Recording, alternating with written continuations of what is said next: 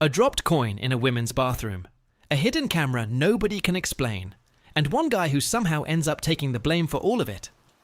Lee Ho-sung just wanted to survive his first weeks at Korea's biggest company. But by the end of this chapter, he'll be standing over a crime scene, covered in someone else's secrets, wondering how everything fell apart this fast. So picture this. A group of office workers huddled around a desk, completely losing their minds over something they just found.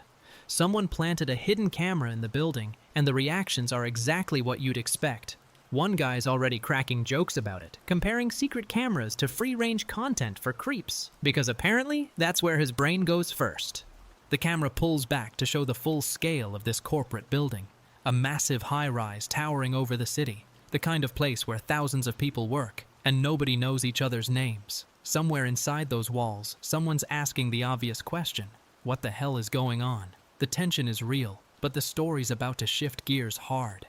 Enter our guy, and he's already fumbling. He's holding up a coin with the most suspicious grin you've ever seen, claiming he just dropped it. The woman standing in front of him is clearly not buying it, and honestly, neither should you. That nervous laugh of his is doing zero favors. Turns out he's standing right outside the women's bathroom, and someone just called him out by his workplace title, Seonbae. The awkwardness hits like a truck because there's really no good explanation for why he's hovering there. She points out exactly where he is, and the silence that follows says everything. This single moment, this one stupid decision, is about to change everything for him. He shoves through the bathroom door in a panic, the sound effect practically screaming across the page. Whatever dignity he walked in with just got flushed. Pun fully intended. A 501 coin rolls across the floor in dramatic slow motion, spinning like it carries the weight of destiny itself. It's a single dropped coin, and yet somehow the story is treating it like the most important object in the universe. The contrast between how tiny this moment is and how massive its consequences will be is almost funny. Cut to a vending machine hallway, where our main character is standing alone, suddenly hit with a jolt of realization. Something just clicked in his head, and whatever it is has him shook. The exclamation mark floating above him might as well be a neon sign screaming that his life just got complicated. He's walking through the office corridor now, and his internal monologue kicks in hard. Rent payments, student loans, and an allowance he sends back to his parents. The math doesn't add up, and there's barely anything left over. This is a guy running on fumes financially, and every single one counts. A coworker walks past carrying a tray of expensive coffees, and he can't help but wonder how people blow that kind of money so casually.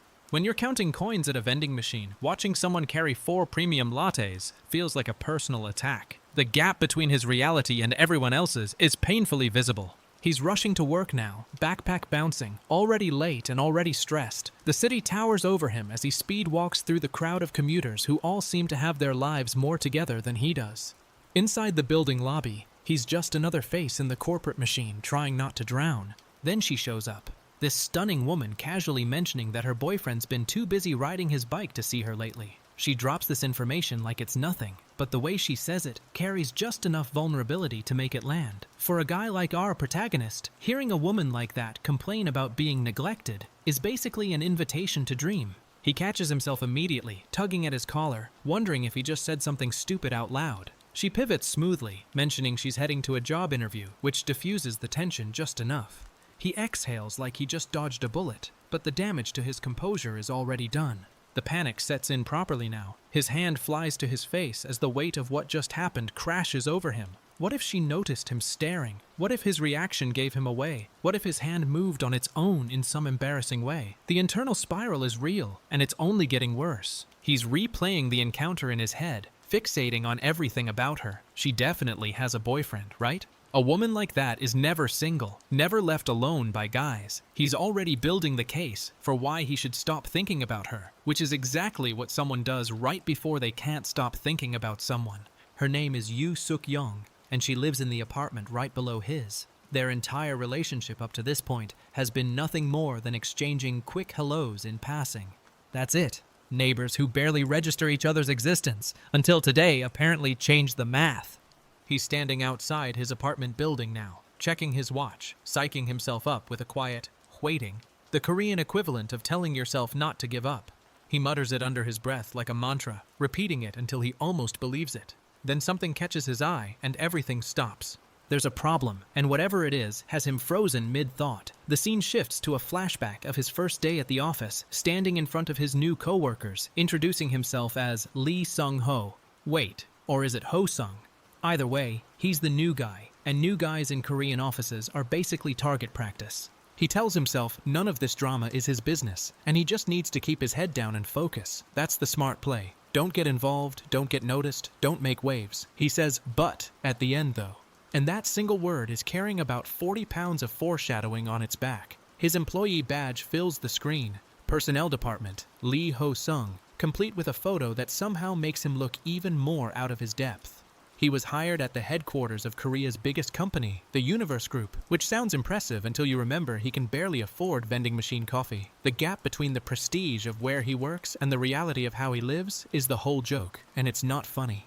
He's staring at himself in the mirror, adjusting his tie, taking stock of what he's working with. Not much to list on his resume, he admits, which is the kind of brutal self-awareness that either builds character or destroys confidence. The reflection staring back at him doesn't look convinced either, but he straightens up anyway, because what else is there to do? Now we meet the real problem. Some scruffy-looking guy with a backwards cap getting right up in someone's face, calling them high class like it's an insult. He's got that energy of a dude who thinks intimidation is flirting, and the disgust radiating off the scene is palpable. The question he throws out, "You think you're that special?" tells you everything about who this guy is. Ho-sung stumbles onto the scene and immediately clocks what's happening. A woman is being harassed and she's clearly had enough. She snaps back that she's told him multiple times she doesn't want to, her eyes wide with frustration. Ho-sung's face says he knows he should do something, but his body hasn't caught up to the decision yet. The creep isn't taking the hint, insisting he's not a weirdo, while simultaneously proving he absolutely is one. He pushes harder, demanding they go get drinks together, completely ignoring every signal she's throwing. Ho-sung is standing right there watching this unfold, frozen between walking away and stepping in. The scene cuts, and the woman is blaming someone, saying it's all their fault, that they ruined everything. She's standing alone in what looks like a storage area, touching up her makeup with a compact mirror, clearly shaken. Whatever just happened has left her rattled, and the fallout is landing squarely on someone who may or may not deserve it. Things escalate fast as the situation takes a sharp turn into territory that explains exactly what kind of manhwa this is. The dialogue gets heated and suggestive, with someone whispering about how irresistible the other person is. The intensity ramps up in a way that makes you realize this story isn't pulling any punches with its adult themes. The scene continues pushing boundaries as two characters get physical in what appears to be a back room at the office. She tells him they're supposed to wait until after work, but he clearly doesn't care. The workplace affair angle just entered the chat, and it's about to make Ho-sung's life significantly more complicated. A phone screen pops up showing text messages. Someone asking, "Baby, where are you?" and telling them to come out and stop teasing. The overhead shot of what looks like a rooftop or storage area adds to the sneaking around energy. Whoever's sending these messages is clearly waiting for someone who's hiding, and the tension between secrecy and desire is thick. The mood crashes hard as we cut to Ho-sung sitting alone in the dark, head down, the weight of everything pressing on him. Two words fill the screen: "Everyone hates me." It's the kind of gut punch moment that strips away all the comedy and shows you what this story is really about underneath. This guy is drowning, and nobody's throwing him a line. He walks back to his desk and can feel the suspicion following him like a shadow. Every coworker, every glance, every whispered conversation feels like it's aimed directly at him. His gut is telling him something is seriously wrong, and for once, his gut is probably right. A woman with glasses and purple hair, clearly someone with authority, looks at him coolly and tells him to stay out of trouble from now on. Ho-sung stares back in silence, and you can see the frustration building behind his eyes. She's already made up her mind about him, and nothing he says is going to change that. He agrees with a flat, "Okay, got it," because what else can he say when nobody believes you? She calls him by name, Ho-sung, and the way she says it carries the weight of a warning more than a greeting. The power dynamic between them is crystal clear, and he's on the losing end of it. She presses him, asking if there isn't something else he wants to say, and a parenthetical note spells it out. She's expecting an apology. Ho-sung looks up at her and hits back with a simple "no," then follows it with silence. He's insisting he didn't do anything wrong, and his refusal to apologize for something he didn't do is either brave or career suicide. The CCTV footage actually backs him up. They checked the cameras and saw he just picked up a coin and walked right out. the evidence is on his side, which should be the end of it. But his silent response says he knows that facts don't always win in corporate politics. Being proven innocent and being treated as innocent are two very different things. She dismisses him, telling him it's okay to go back to his desk now, like she's releasing a suspect from interrogation. Ho-sung stands there looking small next to her, and the body language screams that this conversation solved nothing. He's been cleared on paper, but convicted in everyone's minds. He finally snaps, shouting that he's already told them he didn't do it, his composure cracking for the first time. The frustration pours out of him because repeating the truth over and over while nobody listens will break anyone eventually. His voice is loud, but his position is weak, and he knows it.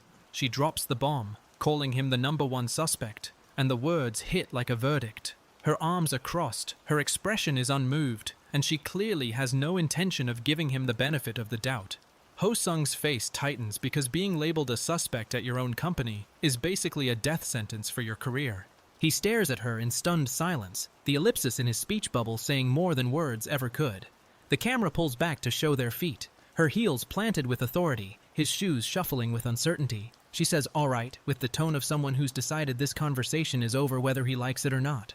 Ho-sung goes into full defense mode, desperately repeating his story. He went in to pick up a dropped coin, that's it. He never even entered the stalls. His hands are up, his voice is cracking, and every word sounds more like begging than explaining.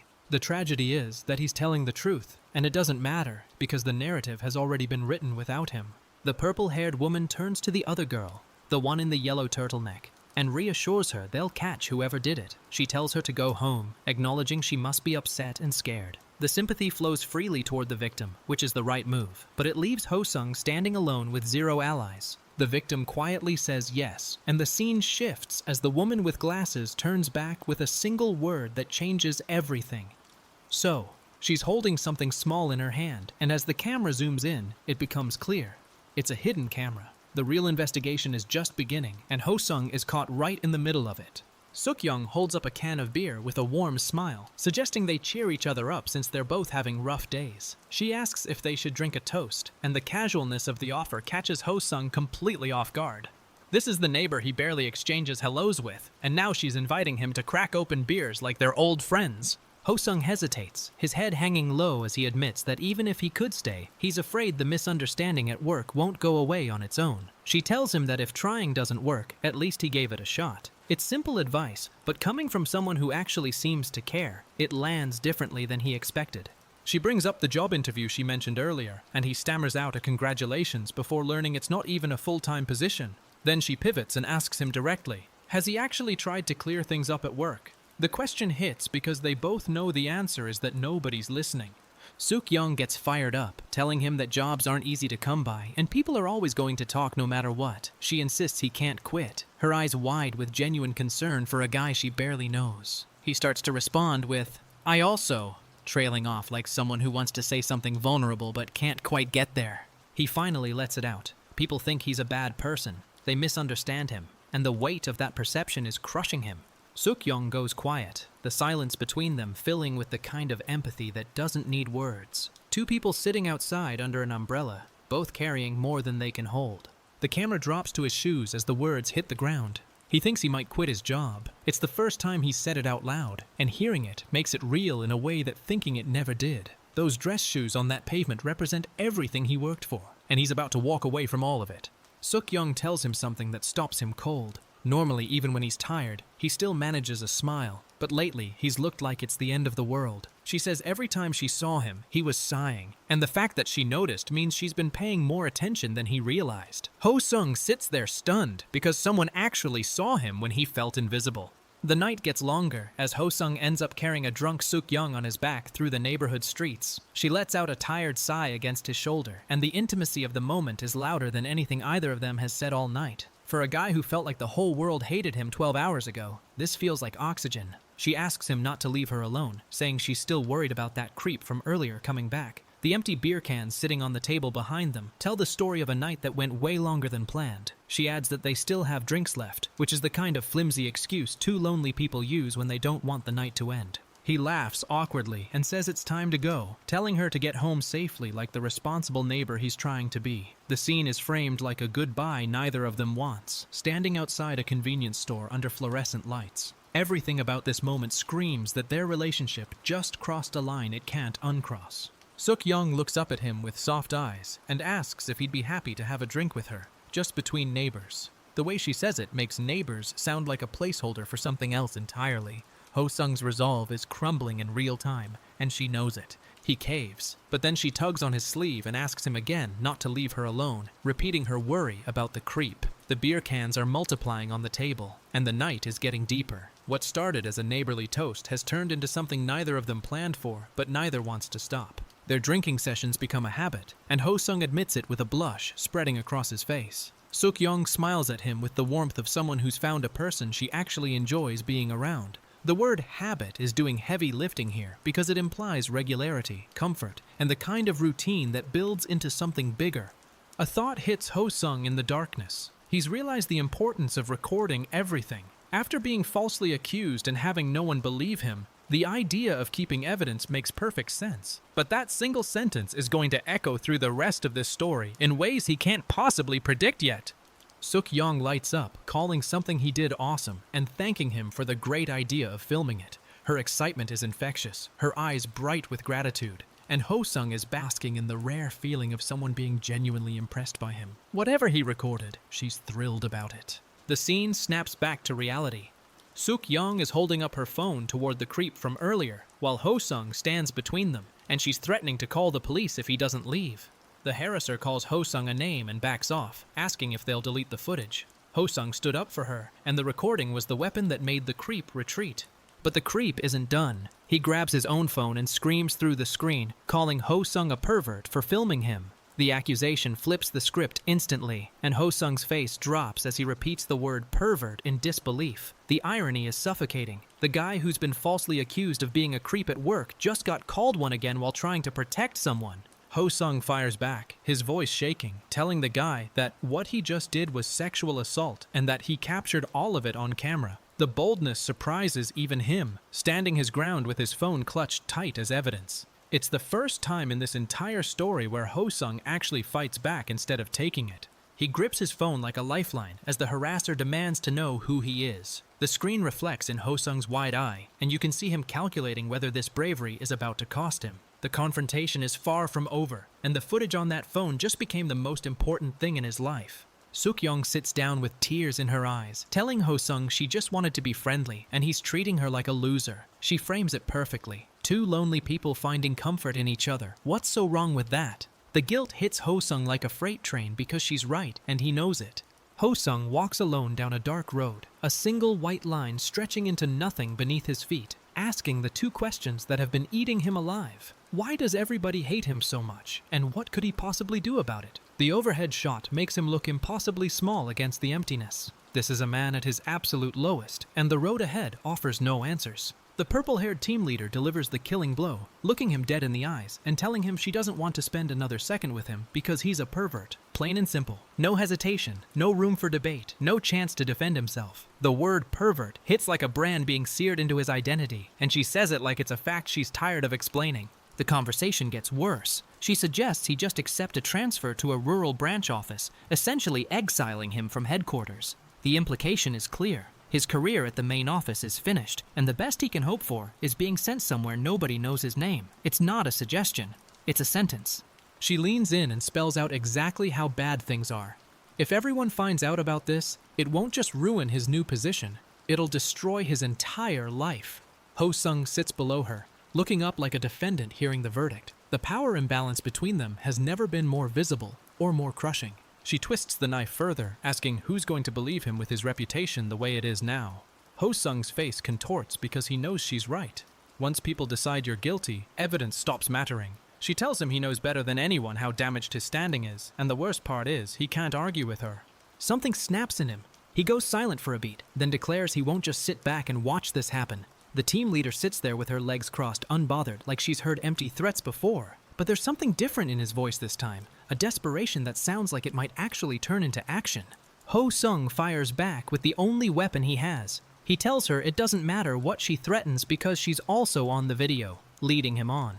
The words come out shaky, but defiant, and for the first time in this power dynamic, the team leader's composure flickers. He's playing the recording card, and suddenly the person holding all the power has something to lose too. She clutches her chest as the accusation lands, and the scene cuts to a dashcam-style camera recording everything. Ho-sung tells her that what she just did is all on video, and the proof exists whether she likes it or not. The hidden camera that ruined his life is now the same technology that might save it. The irony is almost poetic. The team leader's subordinate stammers out that she invited him to touch her, and she explodes, calling him low-life scum for daring to suggest she led him on. The rage in her voice is real, but so is the panic underneath it, because the footage doesn't care about hierarchy or reputation. She's been caught in her own game, and Ho-sung accidentally holds the cards. The mood whiplashes completely as Ho-sung walks alongside Suk-young after work, asking if she wants to grab lunch again tomorrow, and she cheerfully agrees. The contrast between his nightmare at work and this easy warmth is jarring in the best way. For one brief moment, he looks like a normal guy with a normal life, smiling next to someone who makes the bad days bearable. Ho-sung strolls down the office hallway with a noticeable spring in his step, and a co-worker, the girl in the yellow turtleneck, notices immediately, asking if something happened. The Korean expression she uses roughly translates to questioning why he looks so unusually happy. Even his enemies can tell something's changed. He brushes her off casually, telling her he'll buzz her later, the confidence in his voice completely new. The screen goes dark after his words, letting the shift in his attitude hang in the silence. Whatever happened between him and Suk-young has given him something he hasn't had in weeks, a reason to keep going. But then the narration drops a bomb. She didn't remember what happened that night. Ho-sung's face goes blank as the realization settles in, his wide eyes staring at nothing. Whatever went down between them during their drinking session, Suk-young has no memory of it, and that changes everything about what he thought they were building. He runs into her at work, the unexpected place being the office itself, and suddenly, the neighbor he drank beers with is also a colleague he has to face professionally. The awkwardness of their encounter is written all over his body language as they stand in a hallway that feels way too small for both of them. Two worlds that were never supposed to overlap just collided hard. His internal monologue splits in two directions. He's afraid of what he might have done that night, but he's also genuinely worried about her. The duality is tearing him apart because guilt and concern are fighting for the same space in his head. Whatever happened, he can't shake the feeling that he crossed a line he can't uncross. He's lying in bed, eyes wide open, sweat pouring down his face as the accusation echoes through his mind. He was called a pervert. The sound effects surrounding him suggest his heart is pounding so hard the walls can hear it. Sleep isn't coming tonight, and maybe not tomorrow night either, because this label has burrowed into his brain and won't let go. The shame from that night consumes him entirely as he lies curled up in his tiny apartment, the weight of everything pressing down like gravity doubled. His cramped room with the washing machine visible in the corner tells you everything about his life. Small, suffocating, and offering nowhere to hide. The darkness swallows him whole. He asks Suk-young if she's okay, his voice carrying a concern that goes deeper than casual neighborly interest. She's leaning against him, and he stares ahead with a look that says he's terrified of the answer. The silence between them is loaded with everything neither of them is saying. He reflects that she seems to have built walls around herself to keep guys out, which makes him wonder even more why she opened up to him specifically. The question lingers. Why him, of all people? The guy everyone calls a creep. She's resting against his shoulder like he's the safest person in her world, and he has no idea what to do with that trust. In many ways, today was a hard day, and he's tired. Tired in a way that sleep can't fix. His body aches, the sound effects spelling out every sore muscle and heavy thought. The chapter closes on exhaustion, but underneath it, there's something else. The faintest spark of something worth waking up for tomorrow. A wolf howls into the rain with blood dripping from its jaws, straining against a rope that holds it back, and the narration names it for what it is. The wolf inside him, the instinct of the beast, the part of himself he's been trying to cage this entire time. It's a metaphor that hits different after everything we've watched Ho-sung endure, because the question isn't whether the wolf is real, it's whether the rope will hold. The scene cuts to something Ho-sung was never supposed to see. A woman sitting beside him in lingerie, asking if he doesn't like her, telling him to have some fun. He freezes as she grabs him, and the line between temptation and trap blurs into nothing. Everything he's been accused of being is suddenly sitting right next to him, daring him to prove everyone right.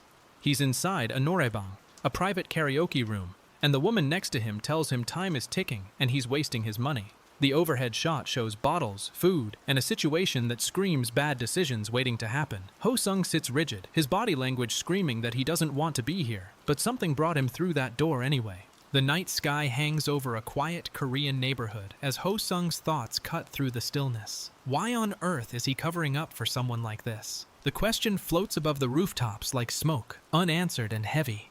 He's protecting someone who doesn't deserve it, and he's finally starting to realize the cost of that loyalty. Ho-sung stares forward with a look that's aged him 10 years in one night, and he says the words that flip this entire story on its head. When he reached the scene, the accident had already happened. Whatever went down wasn't just office drama or misunderstandings anymore. Something real happened, something violent, something that brought consequences nobody can take back. Police sirens scream through the darkness as officers crowd around a crash scene, their flashlights cutting through the night. Emergency responders huddle over what looks like a body on the ground, broken glass and debris scattered across the road. The story just went from workplace drama to something that could end with someone in handcuffs, or worse. Heavy breathing fills the silence. Ha-ah, as shattered glass sits at the edge of the frame, and Ho-sung's terrified face emerges from the darkness, lit only by his phone screen.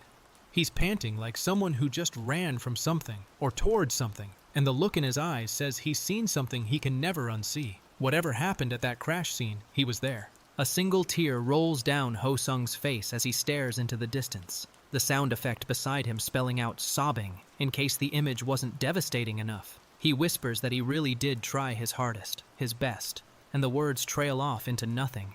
This is where his story pauses, with a man who gave everything he had and still ended up here. But what exactly happened that night? That's for the next chapter to answer.